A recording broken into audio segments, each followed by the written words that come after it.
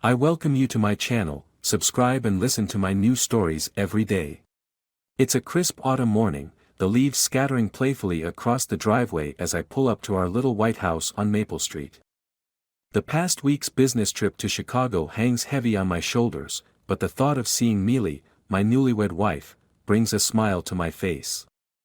She's 7 months pregnant, glowing with the kind of radiance only expectant mothers possess. I can't wait to wrap my arms around her, to feel the gentle kick of our future dancing between us.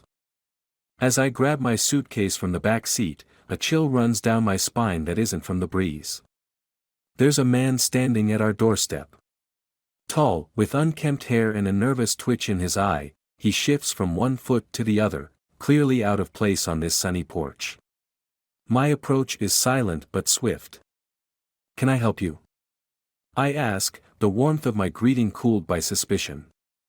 He turns, a flicker of confusion crossing his features before settling into something resembling relief. "Oh, I'm here to support her," he stammers, his eyes darting toward the closed front door. "Support her?" My grip on my suitcase tightens. "And you are?" His next words slice through the crisp air like a winter gale. "I'm a father." The suitcase falls with a thud, its contents forgotten as my heart plummets into an abyss. "Excuse me." The word father echoes around the porch, mocking me with its implications. He looks as shocked as I feel, his mouth opening and closing as if trying to reshape the truth. "I mean, I was with Mealy before she married. She told me about the baby, said it was mine." The world tilts, a surreal tilt-a-whirl of emotions as I step back, absorbing the blow. Mealy's laughter from our wedding echoes in my mind, bitter now with betrayal. I storm past him, pushing open the door. "Mealy." The house is quiet, too quiet. I find her in the kitchen, a cup of tea in hand, her expression serene. Until she sees my face. "Alex. You're early, I wasn't expecting," her words falter as she notices my stormy expression. "Who's at the door?" Her voice is a whisper, a tremble of fear threading through it. "Why don't you tell me, Mealy? Since he seems to know a lot about you. About us." My voice is cold, harsher than I intend. She pales, her cup clattering to the counter. "Alex, I can explain. Was he telling the truth, Mealy? Is the child not mine?" The questions fire from me like bullets, each one hitting its mark. She sinks into a chair, her defenses crumbling as tears well up. "I was going to tell you. I didn't know how." "How long, Mealy? How long have you been lying to me?" My voice is a low growl, the foundations of our life together cracking under each revelation. "It was before us, Alex. It was a mistake. I thought he was gone from my life. I thought we could raise this baby as ours. I love you. I thought that would be enough." Her plea dissolves into sobs. "But the betrayal is too deep, the wound too fresh. You thought wrong." My declaration is final, a door slamming shut on what we had. I leave her there, weeping into the fabric of our curtains. The stranger is still on the porch when I return, his presence an unneeded reminder of my shattered reality. "You can have your support back. She's all yours." My words are venomous, dripping with the promise of actions yet to come.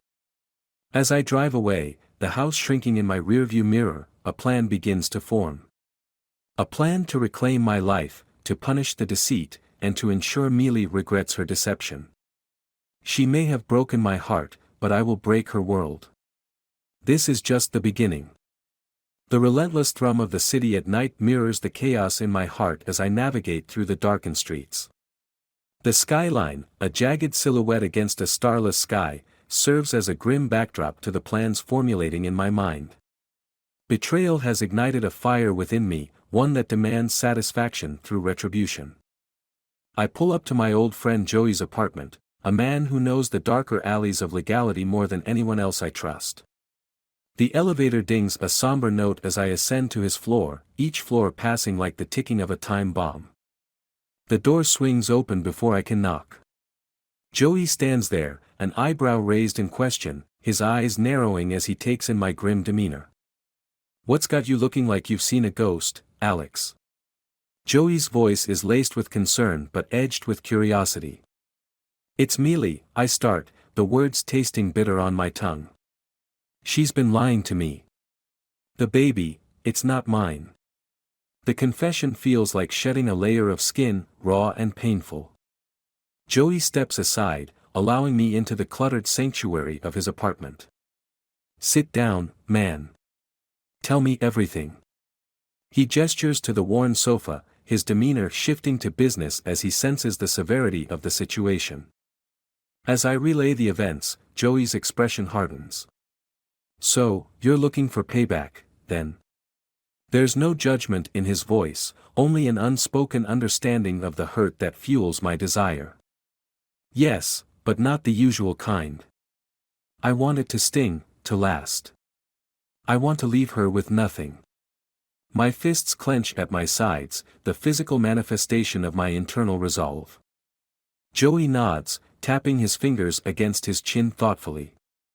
"All right, I know a guy, a lawyer, top of his game. If anyone can strip her of everything through the courts, it's him. Plus, I've got a few other ideas that might interest you."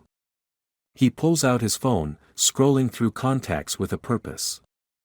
Minutes later, we're deep in discussion, plotting legal and not-so-legal avenues of revenge. Joey outlines a plan to freeze her bank accounts first, using a contact in the banking sector. "Money is the artery of life, Alex. Cut that off, and she'll feel the squeeze." Next, he suggests a social media smear campaign. "We paint her as a cheater, a liar. I know people who can spread the word so far and wide she won't find a corner to hide in." I nod, the pieces of the puzzle fitting together in a dark design. "Do it. Set everything in motion. I want her to realize she's lost everything before she even has a chance to fight." Joey punches in a few numbers on his phone, his lips a thin line. "Consider it done. By the time we're through with her, she'll regret ever crossing you." As I stand to leave, Joey claps a hand on my shoulder, his grip firm. "Don't forget who you are in all of this, Alex. Revenge is a tricky beast. It can consume you if you let it." I pause at the door, turning to him. "Thanks, Joey. I'll be careful." But as I step back into the night, the city swallowing me whole once more, I know there's no turning back. The dice have been rolled, and whatever comes next, I am ready for it. The game of retribution has only just begun. The morning air is sharp, biting as I step out of the dimly lit coffee shop, a hot cup in hand and a colder plan in heart. My phone buzzes, a text from Joey confirming the first strike: Mealy's bank accounts are frozen. A small victory, but the satisfaction is fleeting, there's much more to be done. I head to my car, weaving through the bustling crowd, each face a mask of morning routines untouched by the turmoil that has upended my life. As I start the engine, another message lights up my screen. It's from the lawyer Joey recommended, a certain Mr. Blackburn, asking to meet to discuss the divorce proceedings. 20 minutes later, I'm sitting across from Blackburn in his sleek, glass-walled office overlooking the city. His appearance is as sharp as his reputation, with piercing eyes and a no-nonsense demeanor. "Mr. Blackburn, thanks for meeting me on such short notice," I begin, extending a hand. He nods, accepting the handshake with a firm grip. "Of course, Mr. Stevens. I understand the urgency of your situation. Let's get right to it. Based on the information you provided, we can file for divorce on grounds of adultery and deception. The evidence is quite compelling." "Good. I want the divorce to be as damaging as possible. Financially and otherwise," I state, my voice even but hard. Blackburn raises an eyebrow but nods. "It's doable.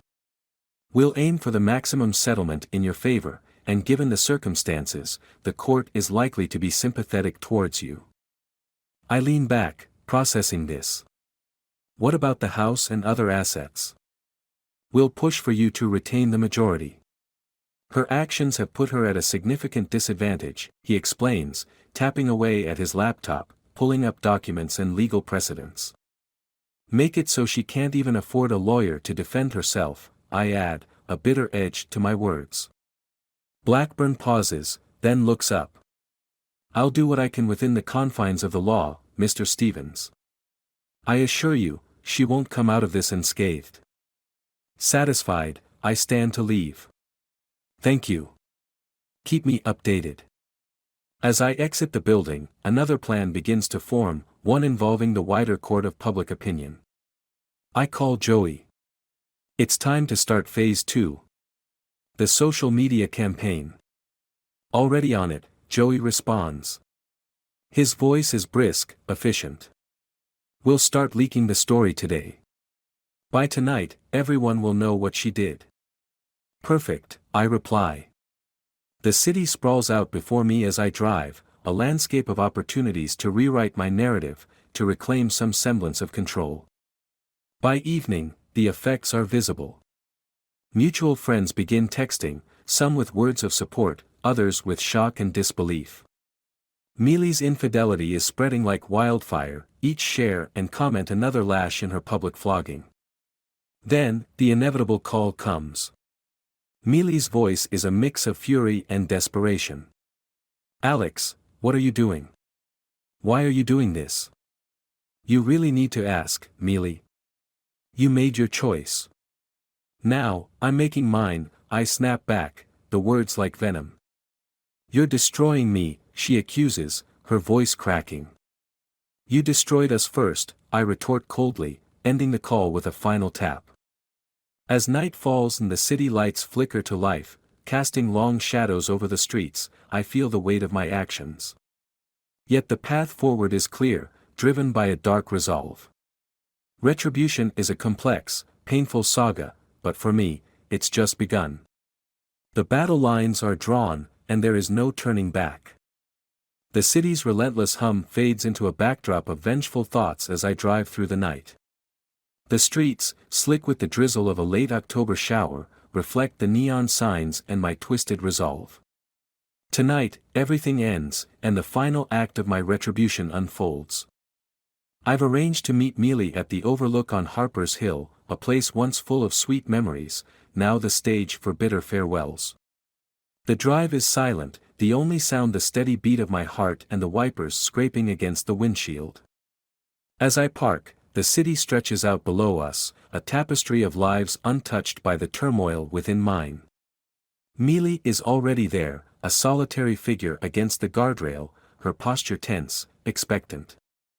Alex, she begins as I approach, her voice trembling. Why here? Why this? To end it where we began, I say, my voice cold, detached.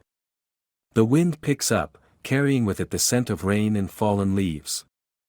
I never meant to hurt you, she says, her eyes searching mine for a flicker of the man she married. You did more than hurt me, Mealy. You betrayed me, I retort, stepping closer. And tonight, it ends. Her face pales, sensing the finality in my tone. What are you planning, Alex? Justice, I reply simply. From the shadows steps Joey, along with 2 men I hired for their particular skills. Mealy's eyes widen in fear, realizing the gravity of her situation. What is this, Alex? What are you doing? Panic rises in her voice as she backs away, only to find her path blocked by the silent figures. Consider this the ultimate consequence of your deception, I state, my voice void of emotion. The men approach her, and Joey hands me a document. This, I say, waving the paper, is the final transfer of every asset in your name to a charity. You'll walk away with nothing. Mealy's eyes dart from the paper to my face, disbelief etched in every line. You can't do this. You can't leave me with nothing. I can, and I have, I declare. The men grab her gently but firmly, guiding her to a car waiting nearby. You'll be relocated. A new city, a new life, with nothing of your old one to weigh you down. You're insane, Alex. You can't just erase me, she screams, struggling against the grip of the men. I'm not erasing you, Mealy.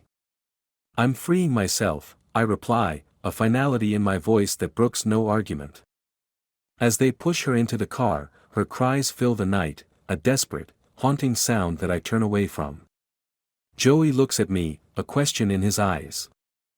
Are you sure about this? He asks, his tone soft. It's done. She's gone. And I'm free, I say, turning to look back at the city below, its lights flickering like distant stars. Let's go. The car disappears down the winding road, taking Mealy and all the pain she caused with it. I stand there a moment longer, the cold seeping through my coat, feeling nothing but the hollow victory of a man who lost everything to gain his freedom. As I walk back to my car, the rain begins to fall harder, washing away the last traces of the night's deeds. The city, indifferent and vast, continues its endless hum, and I drive back into it, alone, the echoes of my ruthless justice fading into the night.